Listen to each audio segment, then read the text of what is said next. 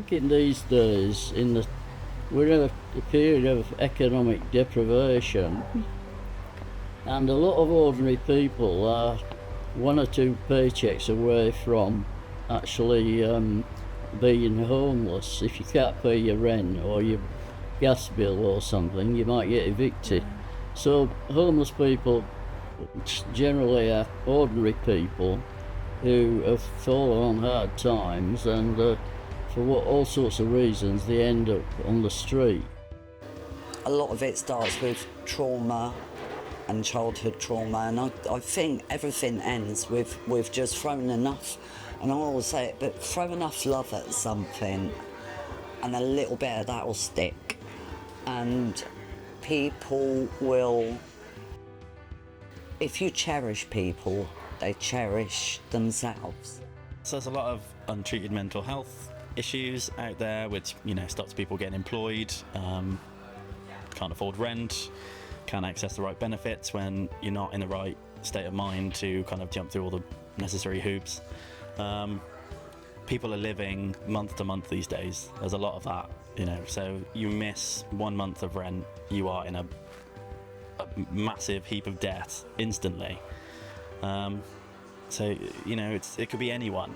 Unfortunately, there's no one answer for that. It's relationship breakdowns. Then single people can't afford rent. There's a lack of 1-bedroom housing that's affordable.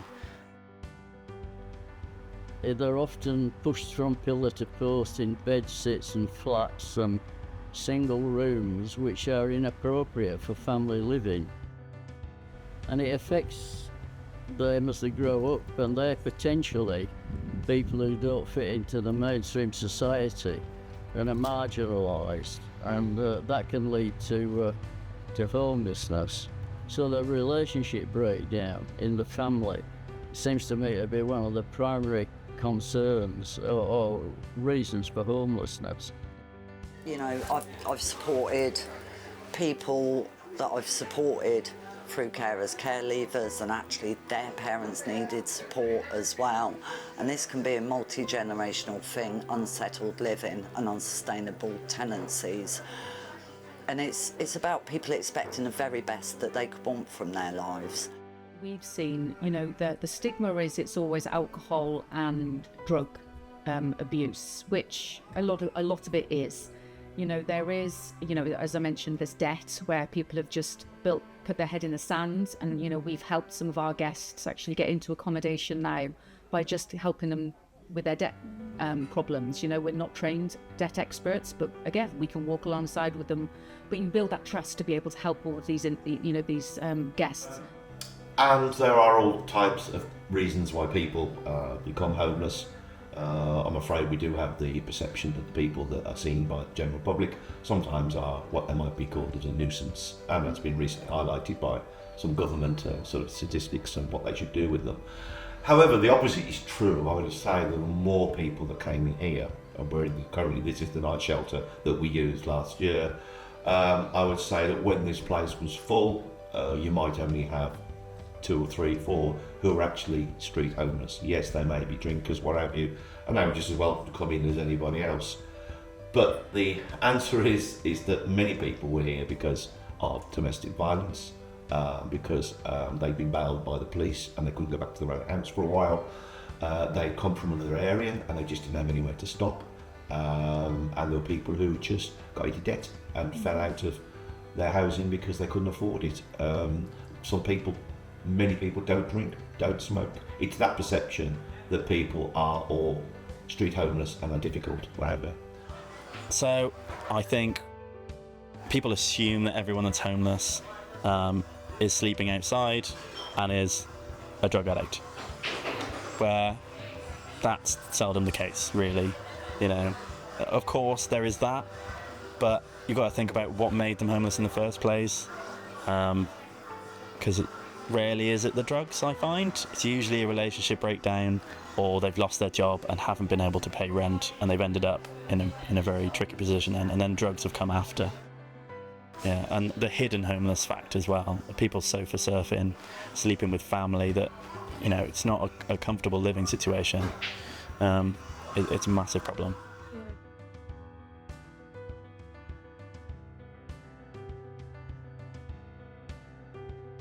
What we've also done in this town over the last few years, and that's having worked with the police as well as other parties, almost stopped the actual begging. Now, people refer to homeless people just sit and beg all day long. There are so few people, am I right, who are begging in this city? So few. I think it's fantastic. And when I first moved here, there were lots. There were lots and it wasn't dealt with. But that's good work by the local police. And again, the local police had a good relationship here. They knew where we were. They would bring people to us, and they would take people away from us if needed be. Some people, like I say, are very happy. I've got one guy who's been street homeless for over 20 years. He doesn't claim any benefits. He cannot fit in with the system at all. And we will try to support him to support himself in what he wants. When he says he wants a flat, I'll try and support that. But then sometimes, like last week, he said, actually, I don't want anywhere. So, okay, at the moment, that's not what you want, and we'll support you in that, and we'll support you, but he does want to be able to come and have a wash his clothes, and have a hot meal, and maybe see a friendly face. Yeah. I think for me, it's just building good relationships with the people, with anyone.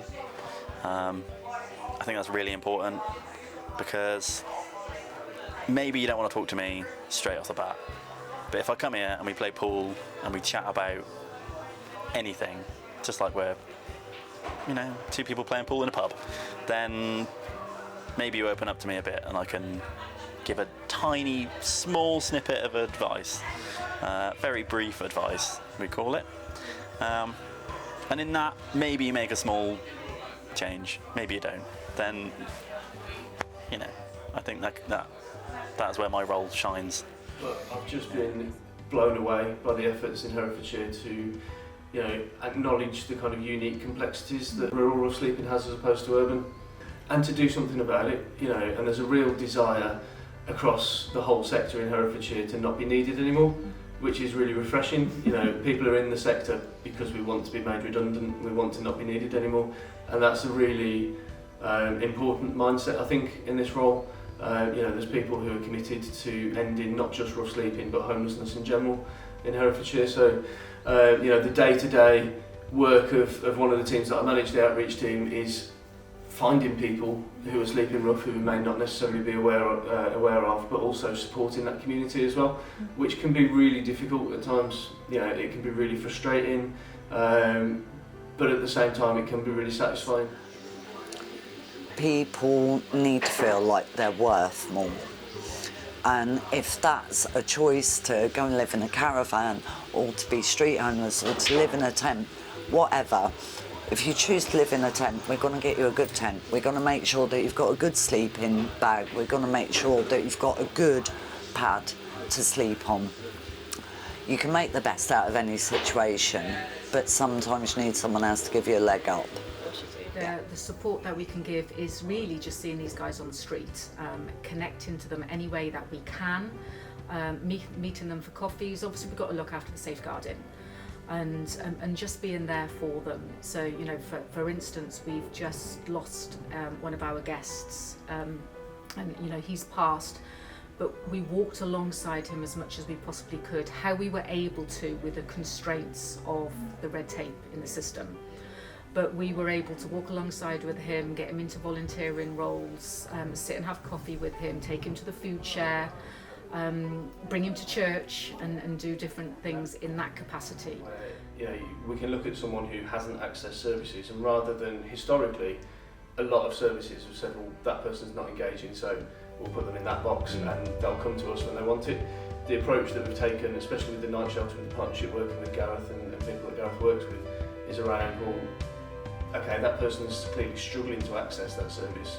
How do we get that service to that individual? And then that trust that people have built up in Gareth and other people involved in the shelter has, like Gareth says, been passed on to the outreach team. Here's someone I know, you trust me, I think you can trust this person, and that relationship building starts to get easier. I do a lot of sort of things on Sundays at different churches, not just the Church of England, but the Methodists and everywhere, all over the place. And we have, we've always got an eye out for homeless people, because people come in just out of the blue. Sometimes we've had one or two notorious people who've come in on Sundays in the middle of somebody's sermon and started creating a racket or sort of carrying on, but that's just part of life, really. My congregation can deal with it, and most of the people, we know them anyway, so it's no big deal. Whereas in some places where they're not used to it, it would be a real big deal. Yeah, it's an exciting sector. It's an exciting time to be involved in Herefordshire in particular. We're getting quite a lot of national recognition for the partnership work in particular in Herefordshire, across statutory bodies, across commission services and the community voluntary faith sector. And like I say, we're all in it together, and we should all just try and support each other. I don't know if you noticed out there's a on the board that says our opening times, it says we're all in the gutter, but some of us are looking at the stars. I think it's Oscar Wilde that said it. And it's about trying to get people to focus on the good things, on the stars. Because we've all, I could say to you, I've got this problem and this one, and we've all got issues. We've all got issues. There's not one person that comes in here that doesn't have a need. And just because their need can't be viewed by someone else, it doesn't mean their need isn't huge to them.